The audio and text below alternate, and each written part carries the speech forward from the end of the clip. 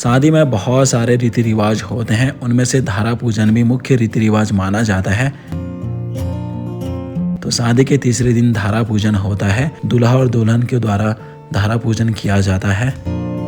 इस रीति रिवाज में दुल्हन के द्वारा तांबे के घड़े में पानी लाया गया होता है और उस पानी को दुल्हन के सास द्वारा पिया जाता है और ये बहुत ज़्यादा शुद्ध मानी जाती है। पहाड़ों की परंपरा है, पुराने जमाने से चली आ रही है।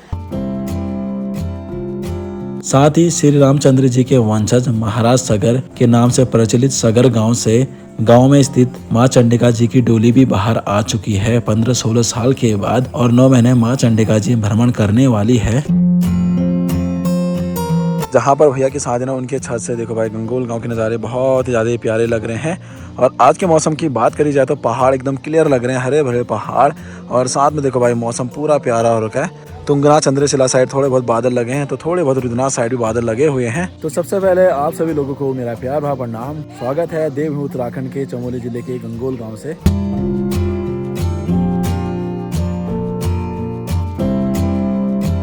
आज शादी का तीसरा दिन है और आज होने वाला है धारा पूजन। लोगों के द्वारा यहाँ पर न्योता लिखाया जा रहा है। न्योता भी अपने पहाड़ी शादी का एक पारंपरिक पुराना रीति रिवाज माना जाता है। साथ ही साथ एक हफ्ते के बीच में रुद्रनाथ जी के कपाट भी बंद होने वाले हैं, वो चीज भी हम आपको दिखाएंगे। ये रहा तिमूली का पेड़ और ये पत्तियां हैं, इनमें भी खाना खाया जाता था पुराने जमाने में, बहुत ज्यादा शुद्ध माना जाता है भाई। तो सुबह के 10:30 हो चुके हैं, दूल्हा और दुल्हन दोनों के दोनों रेडी हो चुके हैं। तो चलते हैं अभी धारा पूजन में। तो बहुत सारे लोग अभी धारा पूजन में जा रहे हैं, बहुत सारे लोग, और थोड़ा बहुत ढोल दमों की कमी पड़ रही है। धारा पूजन में जा रहे हैं और हमारे गांव में जैसे ढोल दमों को लेके हम लोग जाते हैं ना धारा पूजन में, तो यहाँ पर अभी ढोल दमों नहीं है।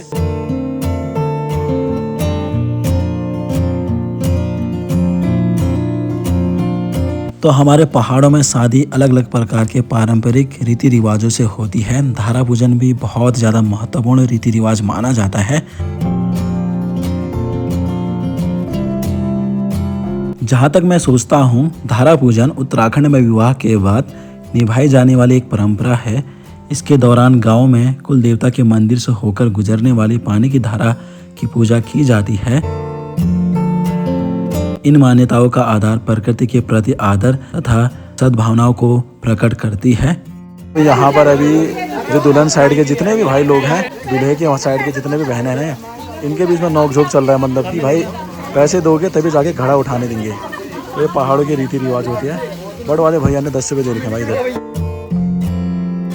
क्या आपके वहाँ पे ऐसे ही धारा पूजन होता है? जरूर बताइएगा कमेंट बॉक्स में। पहले 10 रुपये दिया भैया लोगों ने, अब जाके 500 दे रहे हैं भाई।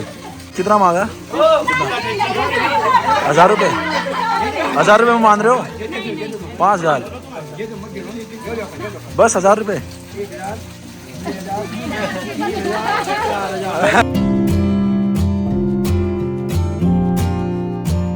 तो हमारे गांव घर साइड भी इसी प्रकार से धारा पूजन होता है। और चलिए यहाँ पर भी धारा पूजन संपन्न हो गया है। ये भी शादी का एक पहाड़ी पारंपरिक रीति रिवाज मानी जाती है।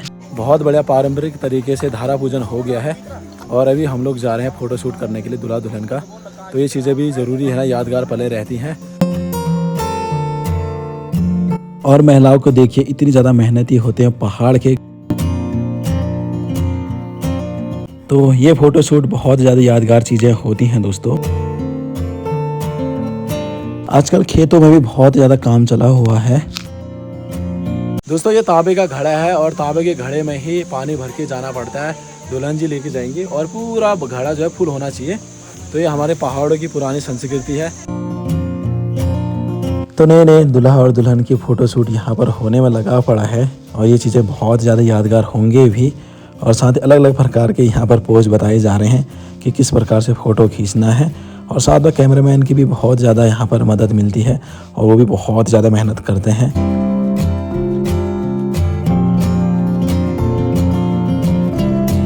तो धारा पूजन का रीति रिवाज होने को जा रहा है और अभी हम लोग घर पे तो आ चुके हैं। और अभी दुल्हन जी के सर पे आप देखेंगे तो तांबे का पूरा घड़ा है जिसमें पानी भरा हुआ होगा। पानी के घड़े को अभी अपने ससुराल की रसोई में लेंगे जहां पर उनकी सासू माँ उनका इंतजार कर रही होंगी। तो ये पहाड़ के रीति रिवाज मानी जाती है। तो धारे से तो हम लोग पहुंच चुके हैं दोस्तों घर पे। सामने है अपनी सासू माँ। तो दुल्हन जी ने तांबे के घड़े में पानी तो ला लिया है धारे से और पूजा पाठ हो गया है। तो दूल्हा और दुल्हन दोनों के ऊपर से अभी पानी को फेरा जा रहा था और अभी सासू माँ इस पानी को पियेंगी। पहली बार अपने नई बहू के लाए हुए पानी को पी रही हैं और एकदम खुश भी हो रही है भाई, मतलब उन्हें अच्छी बहू मिली हुई है। और साथ ही दूल्हा और दुल्हन दोनों का व्यवहार मुझे बहुत ज़्यादा अच्छा लगा है। आखिरकार दोस्तों धारे का पानी घड़े में आ गया घर पे और जो सासू माँ होती है ना वो पानी पीती है और हमारे साइड भी पूरे परिवार वाले पानी पीते हैं। तो ये हमारे पहाड़ों की परंपरा है, पुराने ज़माने से चली आ रही है, इसको अभी भी हम लोगों ने बरकरार रखा है। तो आज फिर से यहाँ पर भोजन बनने की तैयारी चल रही है और बन भी गई है और सभी लोगों ने चप्पल उतार के अंदर गए हैं बाउंड्री से अंदर। तो आज के दिन भी यहाँ पर पूरे गांव वालों को निमंत्रण किया गया है और बहुत सारे लोग यहाँ पर खाना खाने में लगे पड़े भी हैं। तो सभी लोग मिलजुल कर खाना खा रहे हैं और बहुत बढ़िया तरीके से अपना खाना पीना हो गया है शादी के वहाँ पे। तो 2008 में चंडिका माता जी बाहर पर आई थी और अभी जाके इस साल 2024 में कम से कम 14-15 साल के बाद चंडिका माता जी बाहर आई हुई है। तो वो चीज़ें भी आपको दिखाने वाला हूँ अभी।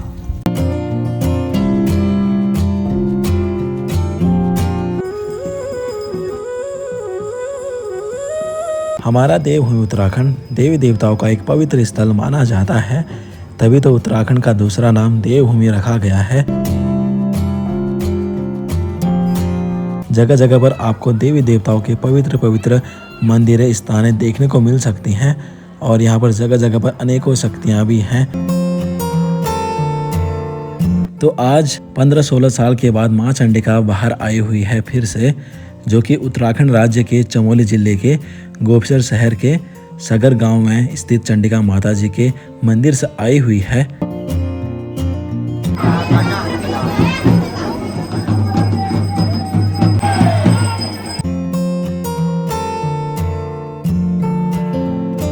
तो कुछ दिन पहले ही माँ चंडिका जी को बाहर लाया गया था सगर गांव के लोगों के द्वारा।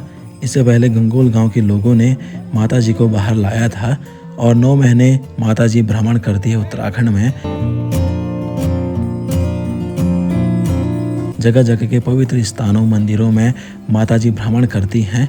तो अभी माता जी जाने वाली है सगर गांव से, गंगोल गांव से होते हुए गोपीनाथ मंदिर पे, क्योंकि इस क्षेत्र में गोपीनाथ मंदिर बहुत ही ज़्यादा अहम मंदिर माना जाता है और रुद्रनाथ महादेव जी की डोली भी 6 महीने के लिए यहीं पर स्थापित होती है।